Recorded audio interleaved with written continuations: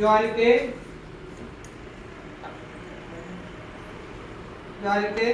આટી વાળી અને આમ સરકની ગાંઠ છે અને આમ સરકાવવાની, ખેંચી લેવાની, પછી બીજી આટી આમ કરીને લગાવીએ.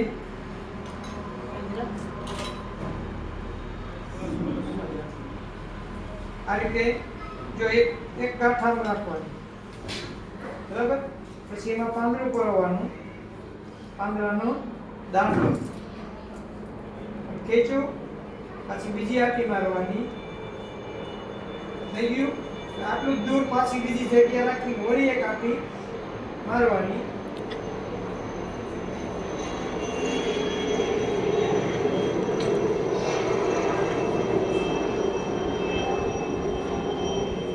આમાં તમે બે જાતના તોરણ બનાવી શકો. એક આંબાના પાનના થઈ શકે અને બીજા કયા પાનના થાય?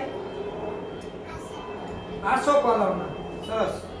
આસોપાલવ અને આંબાના પાનના તોરણ બની શકે. જો જોઈ લો, જો આ આંબાનું તોરણ આપણે તૈયાર થઈ ગયું. દેખાય છે બધાને? સરસ.